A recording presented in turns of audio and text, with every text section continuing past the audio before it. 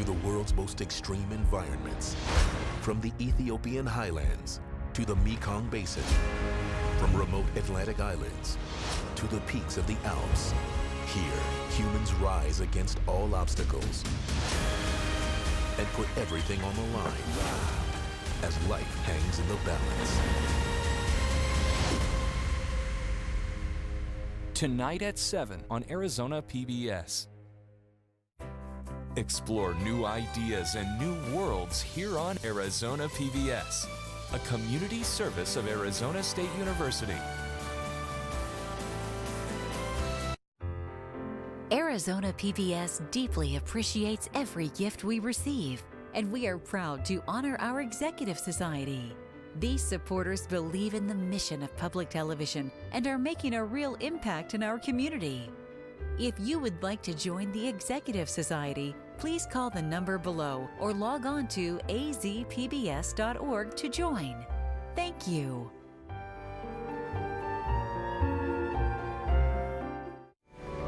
Coming up next on Arizona PBS, Life and World.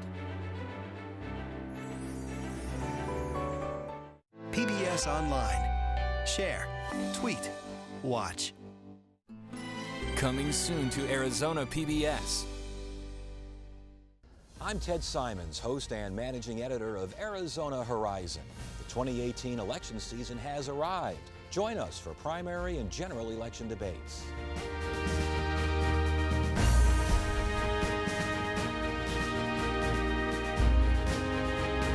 Right here, meet the candidates and hear their positions. Arizona Horizon, your source for what matters most this election season. Only on Arizona PBS. Support for Arizona PBS comes from viewers like you and from... I'm Susan Linkus of the Linkus Group, a fee-based registered investment advisor specializing in financial planning, investment management, insurance strategies, and more. LinkusGroup.com. Investing for life. When you cast your vote in the upcoming election, you connect with issues that hit close to home. Clean Elections provides voter resources and tools so you can vote informed on August 28th. Connect with the facts at azcleanelections.gov. From the Cronkite Studios in downtown Phoenix, this is Cronkite News. Do school resource officers offer protection or make students feel unsafe? A growing debate over whether police should patrol the hallways. For months, the National Guard has worked to beef up border security. Is the border safer, and what do lawmakers need to see before saying mission accomplished? And how Meals on Wheels volunteers are paying extra attention to the people they deliver to in the heat. Cronkite News starts now. Good evening and welcome to Cronkite News on Arizona PBS. I'm Allison Snell. And I'm Maya Petros. Thank you for joining us. As school begins again across Arizona, resource officers are considered a tool to keep students safe. Arizona has over 100 state-funded school resource officers. But is the relationship between officers and students a positive one?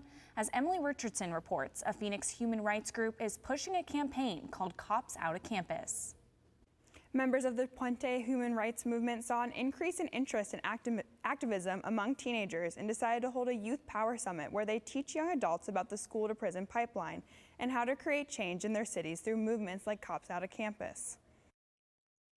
In 2017, students from the Phoenix Union High School District launched the campaign Cops Out of Campus because they were worried that having school resource officers on campus increased their likelihood of being deported or incarcerated. From the initial contact with police, which would be the SROs on campus, it's just a straight line down to deportation. But the executive director of the National Association of School Resource Officers, Mo Kennedy, believes that SROs actually help decrease the number of students who are entering the school-to-prison pipeline. They act as really a good filter to arrest. Because if you can imagine, if the school didn't have the SRO and they had to call for the outside officer to come in, it's probably going to end in an arrest. But with the SRO, they've got the relationship with the school, with the student, and they many times have a better way of dealing with this. According to the National Association of School Resource Officers, Juvenile arrests fell nearly 50% between 1994 and 2009, which coincides with the expansion of SRO programs.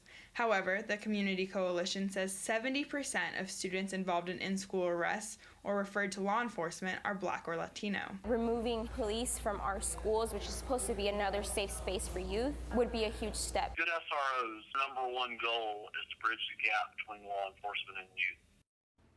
Mo Kennedy says that SRO's main goal is to make sure kids stay in school so that they can graduate. In the Broadcast Center, Emily Richardson, Cronkite News. In April, President Donald Trump authorized the deployment of up to 4,000 National Guardsmen to help secure the southern border. Just yesterday, representatives from Customs and Border Protection and the Arizona National Guard told lawmakers how the mission is going. Pat Pobletti has the story from our Washington bureau.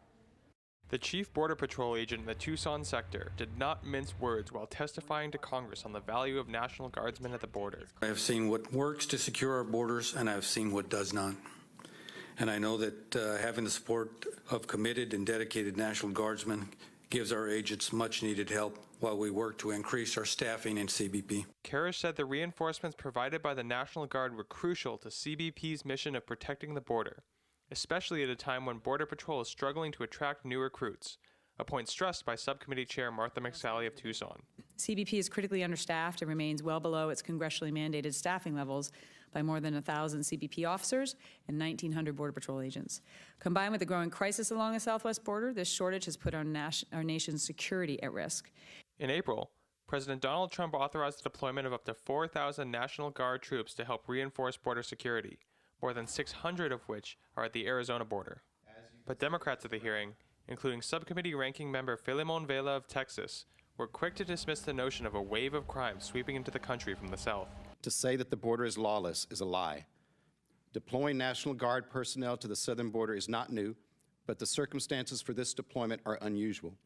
Facts and context matter despite the administration's repeated attempts to frame them in a way that justifies its misguided and inhumane policies. Others at the hearing, such as Democrat Cedric Richmond of Louisiana, asked how long guardsmen will be needed at the border, whether they had any clear idea of what success would look like, or what would constitute mission accomplished. Major General Michael McGuire, Adjutant General of the Arizona National Guard, said that the president authorized the deployment and it was up to the commander-in-chief to decide when to end it. That is not a decision that the general officers or uniformed personnel make. We simply follow the orders to protect and defend the Constitution. We thank the citizens for their support. In Washington, Pat Pobletti, Cronkite News. While Major General McGuire may not know how much longer the guardsmen under his command will be at the border, he says they have the full support of the community. Now, activists we spoke with worry about the deployment of troops trained for war into civilian areas. Last month, Governor Doug Ducey said he does not plan on pulling National Guard members from the border. He says there's been a surge of illegal border crossers, and his priority as governor is public safety. There are 3 Democrats running in a primary trying to unseat Ducey this November.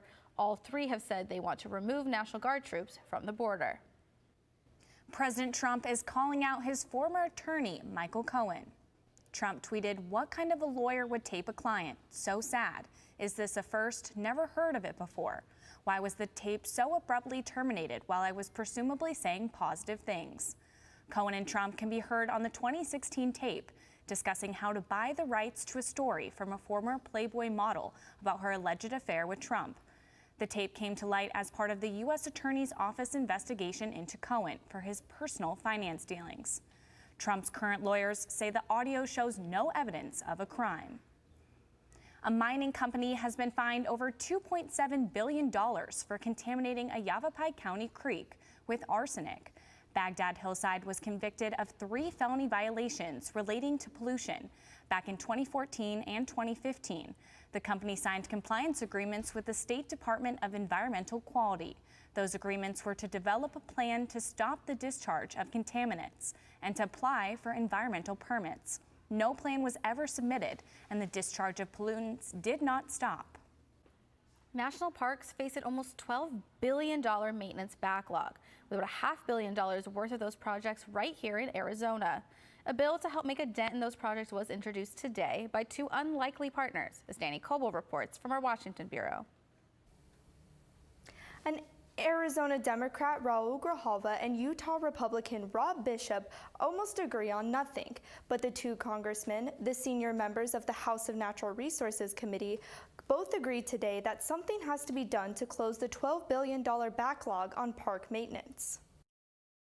And let's face it, if the parks are not open to and accessible to people, there's no sense of having a park in the first place. Their solution is to restore the Parks and Public Land Act. The bill would take half of all energy development revenues paid to the government and use that money for park repairs. The fund would be capped at $1.3 billion a year for 5 years, beginning in 2019. Bishop said the time to act is now. The longer we wait to solve this problem, the more the problem exacerbates and the worse it becomes, and the bigger the solution has to be. There are similar bills pending, including one backed by Interior Secretary Ryan Zeke that would use funds from offshore drilling leases to pay for repairs. Grijalva opposed those, but said he could support this bill because it will not increase offshore drilling.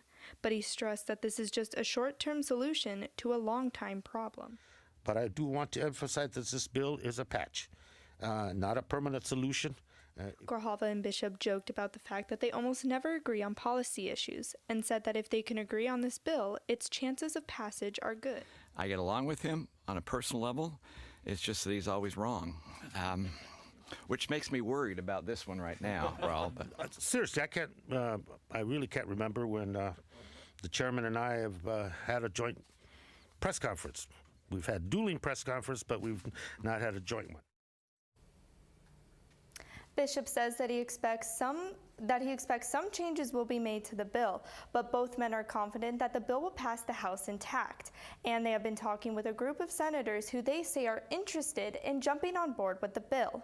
In Washington, Danny Coble, Cronkite News. Senator Jeff Flake is sounding off about the president's plan to provide $12 billion to farmers hurt by his trade war. Farmers don't want aid, they want markets, and to basically take these markets away and then try to make them whole by saying we're just going to give you some aid. This $12 billion announced today suggests that this is going to be a longer-term problem than the president said. This relief money from the Department of Agriculture doesn't need congressional approval, but some farmers say it's too little, too late. One farm group study says American corn, soybean, and wheat farmers have already lost $13 billion as a result of the tariffs. Well, volunteers are working around the clock to keep people safe in the heat. And they're focusing on those most vulnerable. Next on Cronkite News, how volunteers are wheeling through the heat to deliver food and check on the elderly. And later, how the high temperatures are impacting Phoenix City employees. I'm Judy Woodruff, anchor and managing editor of the PBS NewsHour. The journalists of tomorrow face a fast-changing media landscape, but quality news remains vitally important to our communities, our country, and our world. At ASU's Walter Cronkite School of Journalism and Mass Communication, students learn solid, reliable reporting, holding the powerful accountable, and rebuilding the public's trust. The Cronkite School and Arizona PBS, preparing the next generation for a stronger future of journalism. As journalists at Cronkite News, we report on stories that matter to you by focusing on the local impact. We dig deeper and work tirelessly to keep you informed. Live in Wickerburg. Live in Los Angeles. In Cleveland. In Washington. In Louisville. From Jerusalem. Live in Philadelphia. From around the world to right here in Phoenix. At Cronkite News, we report the facts and stick to the truth. I'm Ted Simons, host and managing editor of Arizona Horizon. The 2018 election season has arrived. Join us for primary and general election debates.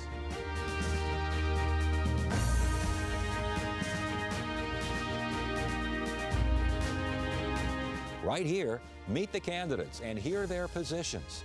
Arizona Horizon, your source for what matters most this election season. Only on Arizona PBS. By the year 2050, there will be more plastic in the ocean than fish. Before Professor Halden, I had an insane amount of passion, but I almost felt helpless because I didn't know how to use it. Professor Halden gave me a chance to make a difference. being at a place like ASU allows you to take these big leaps. Ultimately, the biggest problems in the world cannot be solved alone. This current heat wave can be dangerous. One organization is working to make sure seniors, those with disabilities, and people who are homebound get the help they need. Reporter Amanda Mason went on a ride-along with one of the volunteers who makes home deliveries. Meals on Wheels has 200 volunteers year-round, but during the summer, they are in need of helpers who are in town. I rode with Joyce Godfrey, a volunteer with the organization, who showed me the ropes. Not a problem. Here you go. Thank you. And there you go. I appreciate your gifts. Yeah. Thank you so much. It's nice to feel like you're helping people in the community. They are very, very appreciative of it. Some of the ladies every single time will tell us their appreciation, and others, you just know it's important to them. Do you like the meals? Yes, I do actually. They're very good. Yeah. I had it with another one once and it was terrible. It's like getting cardboard. But these are really nice. Good. Gwen Hanna, the board president, has been volunteering for Meals on Wheels in Tempe for 48 years. We're helping people that otherwise might be in a nursing home or the hospital. We're able to help them stay in their homes and stay healthy, and that's our objective. Each year, Tempe Meals on Wheels delivers over 15,000 hot and cold meals. The meals include all the food groups and are made in the kitchen at the Friendship Village Care Center. Monday through Friday, Meals on Wheels creates 55 fresh, hot new meals to be delivered all over Tempe. Carrie Wilson's parents, who are both in their late 80s, have been receiving for a year. Well, they like having food come every day. It's very helpful because they're not able to prepare meals for themselves anymore like they used to. With the extreme temperatures this summer, the daily visits during the week are priceless to those who may be living alone. These people, it's the highlight of their day to have the food brought to them and have somebody say hi to them, talk to them a little bit. For many, this is their only visit for the day, and it's important to the volunteers to make sure that the people are all right, especially in the heat. The organization has emergency contacts for every customer and will call if they don't answer or are not doing well. If you are interested in volunteering, visit our website at cronkitenews.azpbs.org. In the broadcast center, Amanda Mason, Cronkite News. Well, at work, you may be keeping cool in an office, but not everyone is so lucky. Some city workers need to stay outside to earn a paycheck. Coming up on Cronkite News, the precautions in place across multiple industries to keep workers safe. And we've been experiencing excessively hot and dry conditions, but is there any relief in sight? I'll have your full 7-day forecast coming up.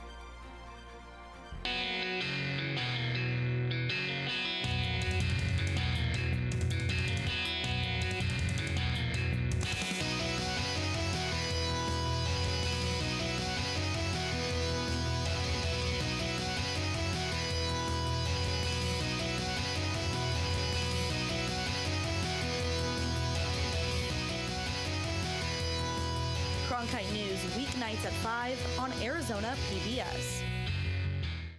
I'm Matt Berry, ESPN Sports Center anchor and graduate of ASU's Walter Cronkite School of Journalism and Mass Communication.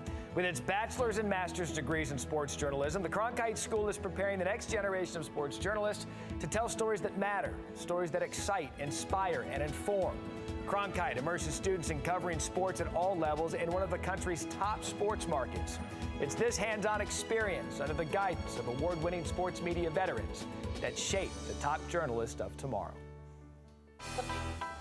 If you're looking for one show that tells you what happened that day in the world of business, it's NBR. We saw a classic shipwreck. Nordstrom's opening stores. Triple-digit gains. Crude climbs. We're there to help our audience find new investment ideas. The market still has room to go up. Nightly Business Report is the longest-running business television program in history. Weeknights at 10:30 on Arizona PBS. Millions of people die every year from drinking dirty water. I would never have felt I had the ability to do something without ASU pushing me. We built filtration systems out of local materials with the people to see those kids drink clean water for the first time. It's the most rewarding feeling that you can ever have. I went to ASU because I wanted to change the world. The thing I never would have expected is how the world would have changed me. An excessive heat warning ends tonight across much of Arizona. In fact, the National Weather Service is keeping an eye on the entire Southwest. The city of Las Vegas issued a warning that this could be the hottest weather they see all year. Meanwhile, California's Death Valley saw a new high of 127 on Tuesday. SRP also delivered a record amount of energy to Valley customers Tuesday. The Salt River Project reports that over 7,200 megawatts were delivered at retail peak. That's the most they've ever delivered. 1 megawatt is about enough energy to power around 225 average homes. The utility company reports a big part of the high demand is the fact that our overnight temperatures are just staying so high. A part of the City of Phoenix budget goes to dealing with the Arizona heat. Today, I spoke with someone from the City of Phoenix Parks and Recreation Department about how they keep workers safe from the high temperatures. Greg Batch shares his best advice to anyone who's outdoors in the extreme heat. You really need to start hydrating the night before, so it's important, before you go to bed to hydrate and drink plenty of water in the evening. That helps you for your shift that next day, because if you're starting to hydrate once you're out there doing the work, at that point it's almost a little too late. For those who work mostly outdoors, the City of Phoenix makes sure they're prepared. We modify their schedule, so they'll work from 5 in the morning till about 1:30 in the afternoon, so they get out there in the early morning hours when it's cooler and there's more shade, and then they're finishing their shift and finishing all their duties for the day before we really are getting into the actual heat of the day. Shifted schedules and more education are crucial. To take short breaks, maybe get inside a building where it's cool, or they can get some air conditioning or get inside their air-conditioned truck for a little bit of time. Lifeguards or park rangers are outside for long hours during the summer. Training them and educating them on the right ways to stay hydrated and different ways that they can stay safe and look after each other and their coworkers when they're out there in those conditions. But there's protocol to keeping them safe. So they work in shifts, and so they're constantly rotating those shifts out. They have guards that will be walking along the deck that will be monitoring the activity in the pool. They also have guards that will be sitting up in a chair, in a high chair, so they can see everything. And so they just have a very consistent rotation schedule, which helps them both for being out in the sun and the heat and staying hydrated. The City of Phoenix has 29 swimming pools that will be open to the public through this Sunday, giving everyone a chance to cool down. Well, we know the cost of heat here in the Valley, but Lauren, what kind of numbers are we seeing the rest of this week? Well, as much as I would love it if I had some better news in store, we actually did see record-breaking temperatures on Monday. We actually saw the same today, sitting at 116 here in Phoenix, so things are certainly not looking too great for us. And it's also no surprise that we've also been issued an excessive heat warning. This was issued to us on Monday, and it's going to continue with us until about 8 p.m. tonight. And this is not just here for us in the Valley. This is actually throughout the majority of our state, even up north, places like Kingman, even Lake Havasu City, even places like Prescott might want to keep an eye out for this. But in terms of some of our neighboring cities, we're seeing temperatures that we're only a little bit jealous of. We're seeing 69 up in San Francisco, 78 in Los Angeles. But to be fair, they do have this massive body of water helping to really cool their temperatures down. And it takes less energy for our sun to heat up our dry air than it does to heat up with air with a little bit more moisture in it. But in terms of precipitation, we should be pretty clear for the next couple of days. You can see storms trickling through our satellite and radar here, but they're dodging Phoenix nearly every time they make their way through. But just because we're not dealing with the rain, we are unfortunately dealing with this heat, and it becomes very deadly very fast. So just a few things to keep in mind. Of course, drinking a whole lot more water than you think you need, and if you can, limiting your outdoor activity. So skipping the hike to Camelback. If you can hold off from going golfing, it's going to be in your absolute best interest, because take a look at your 7-day forecast. It is nothing but heat heading into your weekend. 112 tomorrow for your high, 113 on Friday. We're seeing absolutely no relief heading into the start of your next work week. The only positive is that our lows are clinging on to those high 80s. For Cronkite Weather, I'm Lauren Sheeler. Well, temperatures are soaring, but summer vacation is winding down. The 2018-2019 school year is beginning, and for some, school supplies are difficult to come by. Coming up on Cronkite News, the Valley program helping students gear up for the year. I like working for Cronkite News because it gives us the opportunity to find a different angle on the same stories that every other news outlet is covering across Arizona.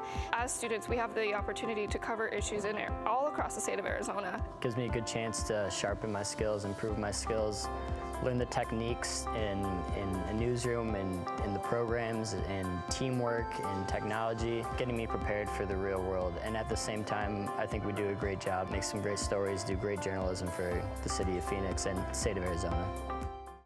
I'm Ted Simons, host and managing editor of Arizona Horizon. Join us each weekday at 5:30 and 10 as we bring you the top newsmakers who impact the state. We cover the stories in depth that shape and affect our local communities, and we take the time to ensure that all voices are equally heard. For more than 30 years, Arizona Horizon has been your voice and your source for what matters most, right here on Arizona PBS. Hello from the children of planet Earth.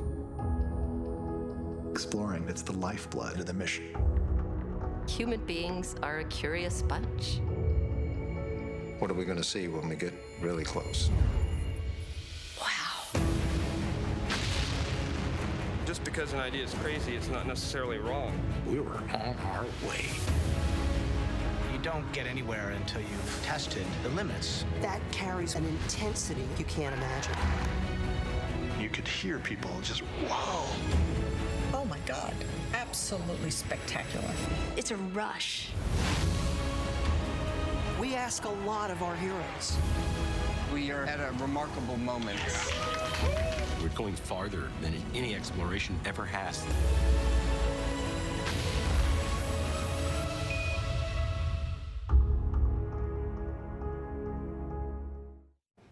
In just over a month, voters will head to the polls for the midterm primaries. This year, Arizonans will decide the leadership for our public schools. Superintendent of Public Instruction Diane Douglas is running for re-election.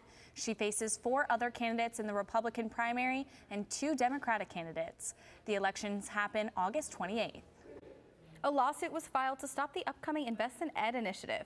This education measure aims to raise taxes on the wealthy to help fund public schools. The Arizona Chamber of Commerce created a committee to oppose the initiative. The lawsuit claims the measure is deceptive and would wind up increasing taxes on all taxpayers. The Invest in Ed campaign released a statement that reads, in part, "It's sad that the Arizona Chamber of Commerce and Industry is filing a baseless lawsuit attempting to prevent Arizonans from voting on the sustainable funding source for our children's classrooms." Well, school is back in session for thousands of Arizona students, and more will head back in the next weeks. To help families in need prepare, Cronkite News reporter Kevin Fleischman takes us to Scottsdale to show us a huge back-to-school drive. About 1,100 low-income students attend school in the city of Scottsdale. Today, organizers from the district are distributing supplies. Students were able to pick out new shoes, clothes, backpacks, and much more. Elizabeth Garcia brought her 3 children to today's drive. Like helpful, like if you don't have the money, and then, I mean, there's other ways I'm sure that they can help them get stuff. No back-to-school outfit is complete without a new pair of shoes, and the students here get help picking the perfect pair. In addition, children were able to take home books donated by the Scottsdale Public Library. Sue O, with the city of Scottsdale, says having this event is really wonderful. It not only helps families who are in need, but the kids will enjoy it when they get new stuff. They're all here to get all their needs for back to school, and they'll be ready to go to school after today. And to make sure their smiles are ready, there's a place to get a quick dental checkup as well. In Scottsdale, Kevin Fleischman, Cronkite News. Cronkite News is proud to be the news division of Arizona PBS. Here's what's coming up on Arizona Horizon and PBS NewsHour. On the next Arizona Horizon, meet some professionals from Africa getting local leadership training. And we'll look at research being conducted on the Alzheimer brain. That's on the next Arizona Horizon. I'm Judy Woodruff. On the next NewsHour, Secretary of State Mike Pompeo in the hot seat, testifying before a Senate panel about U.S. relations with Russia and North Korea. That's Wednesday on the PBS NewsHour. That's it for Cronkite News tonight. Thanks for joining us. For top Arizona stories anytime, go to cronkitenews.azpbs.org.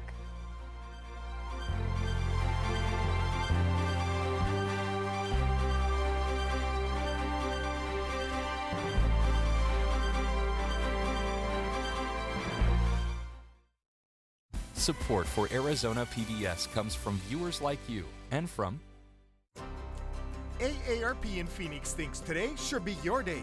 So get active and help keep Phoenix in motion, or get involved in improving your community. Take on today and every day. Learn how at aarp.org/Phoenix.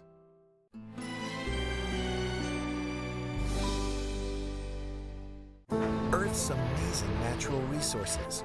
How will they be used to power our future?